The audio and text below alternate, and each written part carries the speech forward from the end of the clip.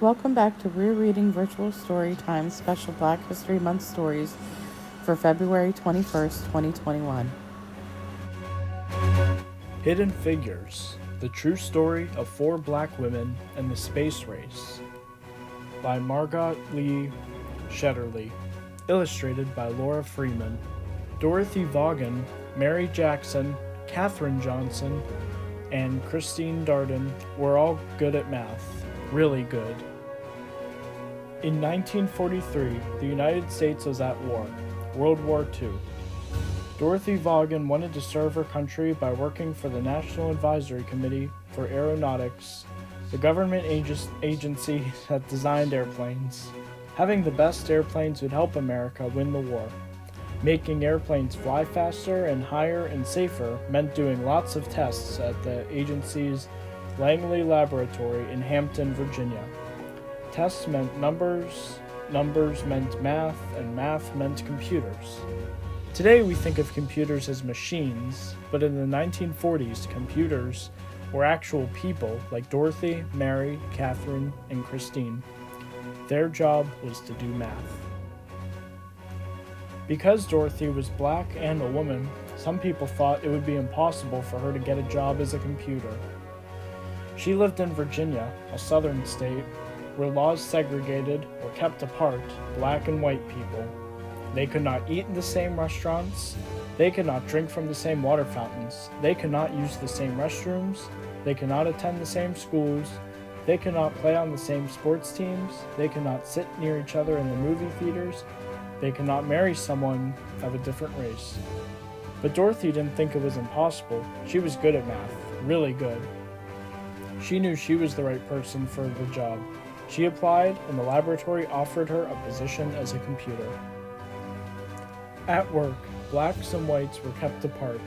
The white computers worked in one building, and Dorothy and the other black computers worked in a different building in their separate office. Even though they worked on the same kinds of assignments, the black computers and white computers used separate bathrooms and ate in separate lunchrooms. America won the war in 1945, but Dorothy stayed on the job, still trying to make airplanes faster and safer. By 1951, the Americans and the Russians were competing to see who could build the best planes. That meant more experiments and more numbers. Lots and lots of numbers. And more numbers meant the need for more computers. That's when Mary Jackson got a job as a computer in Langley. She worked in a group that tested model airplanes in wind tunnels. A wind tunnel was a machine like a huge metal box with a powerful fan attached. Mary put model airplanes in the wind tunnel and blasted them with air from the fan. This experiment helped her group improve their designs on the models before building full-sized airplanes. Mary wanted to become an engineer, but officials said it was impossible. Most of the engineers at the laboratory were men.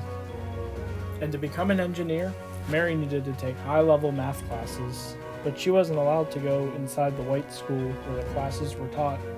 But Mary was good at math, really good, and she refused to give up. She got permission to enter the school building and take the math classes, and she earned good grades. Because she didn't give up, Mary Jackson became the first African-American female engineer at the laboratory.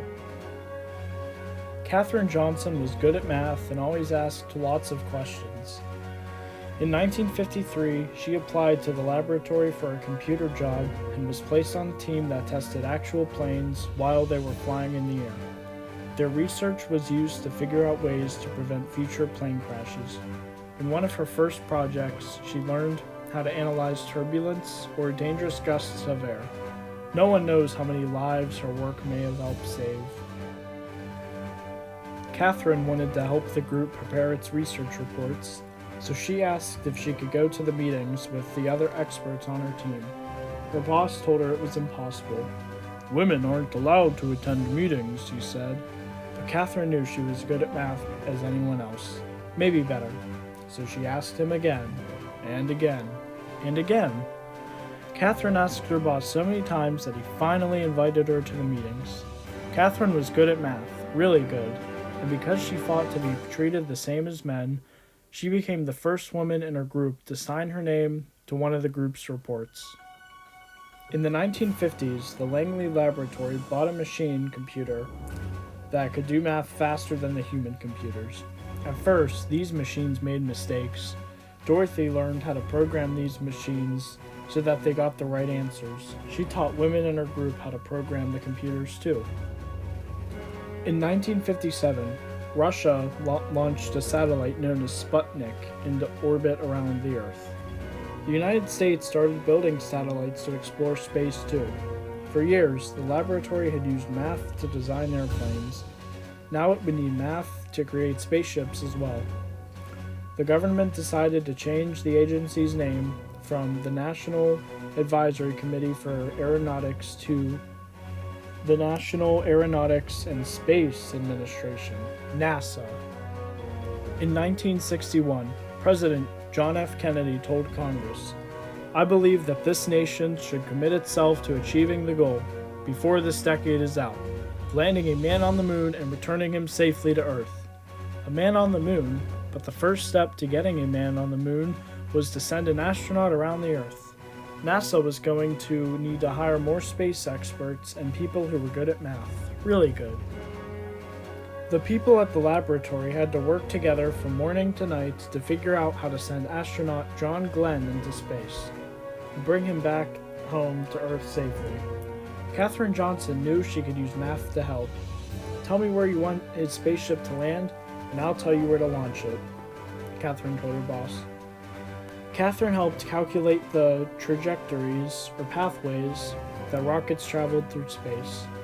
She had to plan Glenn's exact route from takeoff in Florida to the splashdown in the Atlantic Ocean. There was no room for error. No one was better than Katherine at solving these tricky math problems.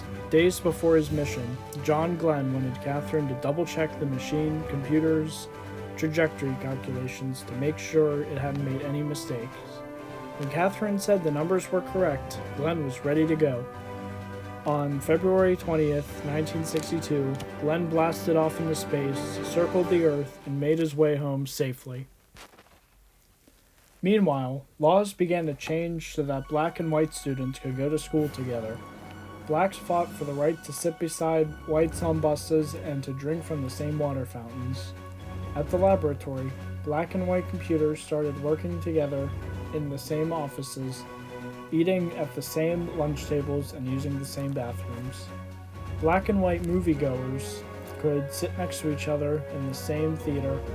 Across the country, people started to think about ways to bring equality to all Americans.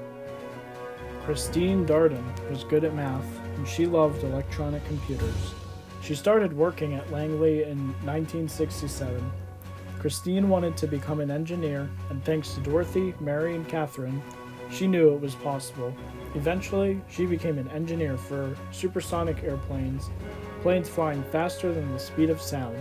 But her first job was to help with NASA's mission to the moon.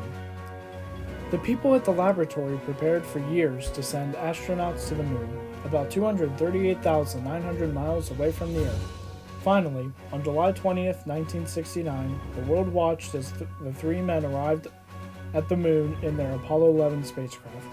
"That's one small step for man, one giant leap for mankind," said astronaut Neil Armstrong when he stepped onto the dusty surface. But it was also a giant leap for Dorothy, Mary, Katherine, Christine, and all of the other computers and engineers who had worked at the laboratory over the years. The moon landing was a success from takeoff to splashdown, but there was no time to rest. Once NASA landed astronauts on the moon, the people at the laboratory began dreaming of sending humans to other planets, such as Mars, Jupiter, or Saturn. They started to imagine the hyperfast space planes that could travel around the Earth at 7 times the speed of sound. The next adventure wouldn't be easy and would require lots of tests and lots more numbers, but Dorothy, Mary, Katherine, and Christine knew one thing. With hard work, perseverance, and a love of math, anything was possible.